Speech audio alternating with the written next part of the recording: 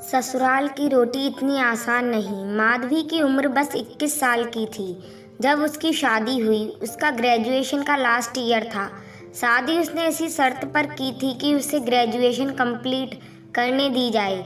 उसे पढ़ने का बड़ा शौक था, पर अच्छा रिश्ता मिलते ही पापा ने एक ना सुनी। निखिल ने यूके से अपनी पोस्ट ग्रेजुएशन कंप्लीट करके अपना बिजनेस संभाला था।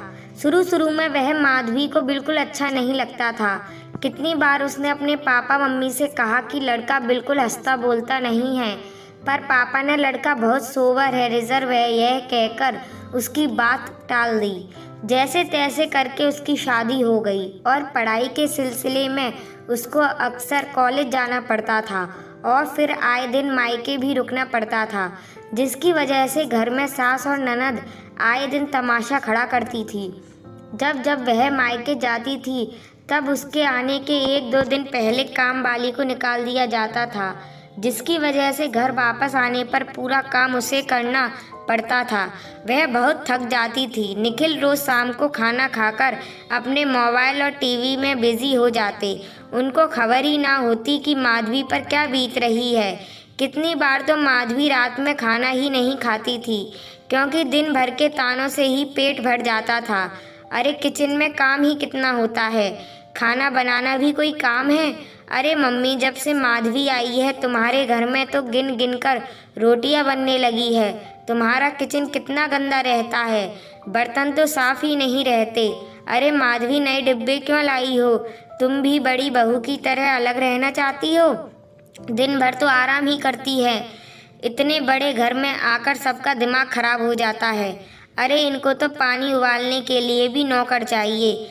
मेरी बेटी की तो उंगली टूट गई थी, तब भी पूरा काम करती थी।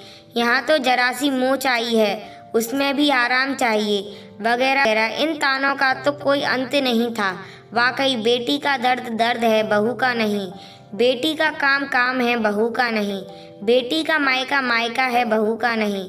ऐसे ख्याल माधवी को अक्सर आते थे। इन सब बातों से वह बहुत परेशान रहने लगी।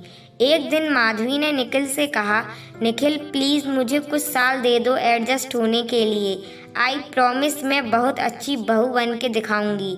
प्लीज़ मम्मी को समझाओ, मैं इंसान हूँ, मुझसे इतना काम नहीं होता। मम्मी हर चीज़ में मुझे टोकती हैं। मैं उनके हिसाब से काम करती हूँ तो बहुत थक जाती हूँ। ऊपर से कोई काम वाली नहीं लगाती कि थोड़ी हेल्प ही हो जाए। ऊपर से बातें सुनने को अलग मिलती है। दिन भर आप तो रहते नहीं, मेरा दम घुटता है। यहाँ तक कि मेरा खाना भी देखा जाता है कि मैं कितनी रोटी खाती हूँ, कितना चावल खाती हूँ। I need some time. हर बार की तरह निखिल का बस एक ही जवाब था, इग्नोर करो इनकी बातों को। आज तो निखिल की यह बात भी माधवी के कानों में और दिल पर सुई की तरह चुभ रही थी। माधवी रात भर रोती रही और निखिल ने भी ध्यान नहीं दिया। वह आज भी बिना खाए सो गई थी। कभी अगर बीमारी में निखिल माधवी के लिए सुबह का नाश्ता कमरे में ले आए तो मम्मी जी कहना ही नहीं भूलती, अरे निखिल, आजकल की बीबियां यही चाहती हैं, शौहरों से खिदमत कराना। माधवी मन महसूस कर रह जाती। मन तो होता कि कह दे कि तभी आपकी सारी बेटियां ससुराल छोड़कर मायके के पास रहती हैं, ताकि अपने शौहरों से खिदमत करवा सकें। बेटा करे तो जोरू का गुलाम, दामाद करे तो प्यारा। निखिल भी इन सब बातों से परेशान होने लगा। अब तो जब भी माधवी की तबीयत खराब होती तो वह मायके छोड़ आता, क्योंकि ससुराल में तो कोई रोटी पूछने वाला भी नहीं था। अगर माधवी की तबीयत खराब होने की वजह से मम्मी एक वक्त खाना बनाती तो 4 दिन तक सुनाती, और बेटियां तो माधवी के कमरे के बाहर बैठकर कहती, अरे मम्मी, है तुम्हारी उम्र है काम करने की, तुम्हारी ही बहू मजे में है, खूब आराम कराओ उनको। माधवी का मन किया कि निकल के कह दे, आज आपको काम दिख रहा है, जब मैं रोज पिसती हूँ तब आपको काम नहीं दिखता। तब मम्मी से नहीं कहती कि मम्मी एक काम वाली रख लो, माधवी कितना काम करेगी। वैसे आप लोगों की सास की भी उम्र उम्र हो गई है, वहाँ जाकर काम करिए। मैं तो आज ही बीमार पड़ी हूँ। मम्मी तो रोज़ बीमार रहती हैं, पर यह सब वह नहीं कह पाती, बस खून के घूंट पीकर रह जाती। और इतना सब सुनने के बाद शायद ही किसी के हलक से निवाला उतरे।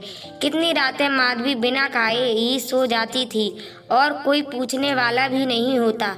सच ही कहा है, वाकई ससुराल की रोटी बहुत मुश्किल होती है।